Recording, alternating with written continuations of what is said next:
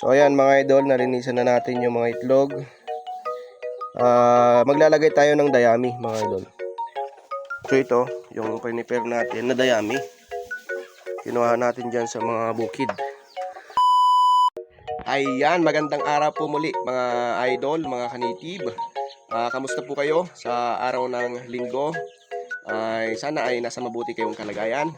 Kasama pa rin natin araw-araw ang Panginoon mga idol. Maraming salamat po sa tiwala sa mga nagre-react sa ating mga videos, mga nag-share. Maraming salamat sa inyo. God bless.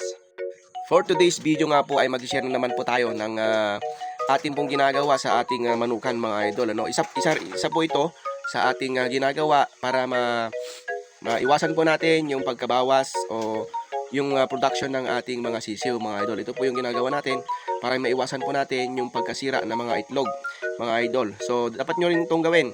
Sa mga ibang nakakaranas nito ay malamang alam nyo na. Sa mga hindi pa, dapat nyo itong malaman at panoorin mga idol kung ano yung gagawin natin. So yun po, isa po ito talaga sa mga kailangan nyong gawin mga idol kasi mababawasan o konti po ang napipisa pag hindi nyo to ginawa mga idol. So tara, punta tayo sa ating pangitlugan ng ating mga manok.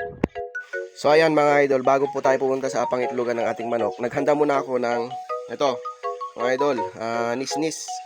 Kung tawagin namin sa mga Ilocano, nisnis o basahan sa Tagalog. Binasa ko po ito mga idol, hindi naman yung basang-basa, yung tamang-tama lang. Ito yung gagamitin natin na panglinis sa ating mga itlog mga idol. So papasok na tayo dito. Yan. Tandaan lang kasi medyo mataas. Hirap mahulog mga idol. Yan. So ito yung basahan. Ito mga idol, ipapakita ko kung ano yung itsura ng ating mga itlog. So ayan, pinalabas muna natin yung inahin na naglilimlim dito. Ito mga idol, oh. Napansin po ninyo yung ating mga itlog ay may mga ipot. Ayan. So, yan ang tatanggalin natin mga idol kasi yan ang nakakasira sa ating mga itlog na hindi na na-fertile kapag madumi. So, lilinisan natin yan. Yan po yung ating gagawin. Dito po kasi ay nagsilbi na rin silungan nila pag gabi. Kaya ang manok po kasi pag nakasilong, normal na yan na nag-iipot gabi-gabi. So, naiipotan yung itlog mga idol.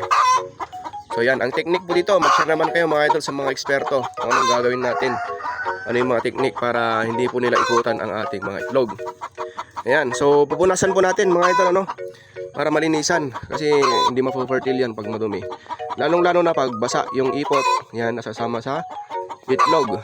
So mamaya dyan ka muna, linisan muna natin yung itlog mo para mas marami tayong mapapisa. So tara mga idol. So ayan mga idol, pupunasan na natin. Ito bago pa mga idol, kahapon lang siguro to. Ito pupunasan na natin. Hindi naman to masisira mga idol kapag tawag dito, nabasa na ng ating pagkakalinis. Basta hindi mababad, wala pong problema mga idol. Ang importante malinisan natin, hindi makontaminate para mag-fertile pa rin siya mga idol. So ito sa isang rason kung bakit hindi na fertile o nabubuo yung mga itlog sa dumi, ang ipot mga idol. So kailangan nating linisan mga idol.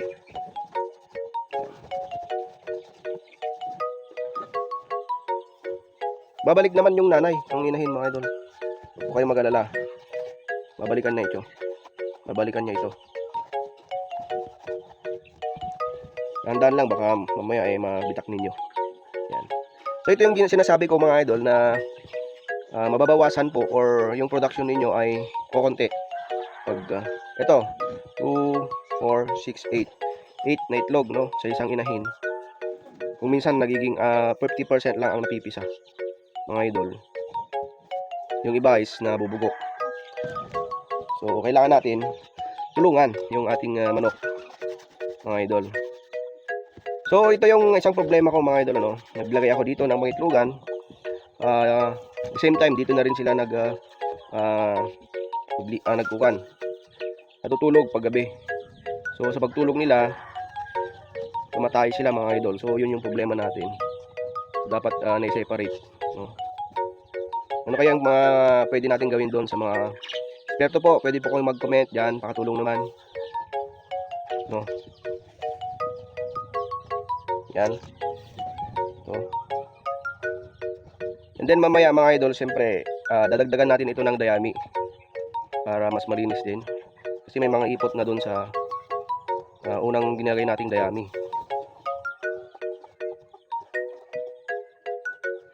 Yan. So, ito lang pong gawin ninyo mga idol sa mga kan ninyo para hindi po makontaminate. At siyempre kung hindi tayo sigurado after mga idol 1 week, kailangan natin itong i-candler. Kailangan natin itong ilawan para makita natin kung fertile nga ba.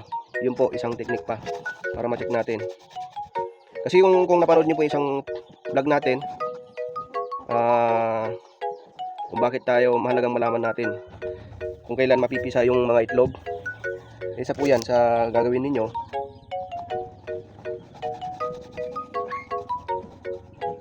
Yes, Robin, para pan po natin yung production. Yan. Kasi sayang naman mga idol, no? Yung pakain natin, yung awis natin, kung laging maliit yung production natin ng sisiw, ng mga manok.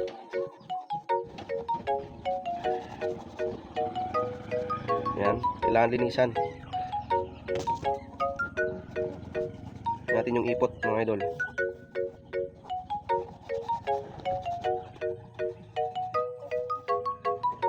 So itong 8 baka madagdagan pa mga idol, pero naglilimlim na yung inahin wala na, nagsisimula na siyang maglimlim. After 10 days kasi mga idol, pag tapos na siyang nangitlog, maglilimlim na yan yung inahin. So ayan mga idol, nalinisan na natin yung mga itlog. So ayan mga idol, nalinisan na natin yung mga itlog. Maglalagay tayo ng dayami mga idol. So ito yung prepare natin na dayami, kinuha natin dyan sa mga bukid. Ayan, lagay lang natin dyan. So update ko kayo kung ilang mapipisa dito mga idol. Ito ay 8. Ewan natin kung madadagdagan yung ating kanyang itlog. So yan, mas komportable na ulit at malinis na yung ating mga itlog. Siyempre babalikan niya yan mamaya. Ayan mga idol, so yan lang po ang ating may share ngayon mga idol.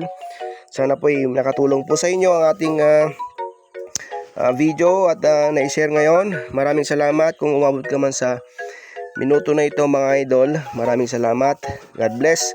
At pa-share naman ang ating video para makatulong po tayo sa iba mga idol. So hanggang sa muli mga idol, maraming salamat, God bless, bye bye.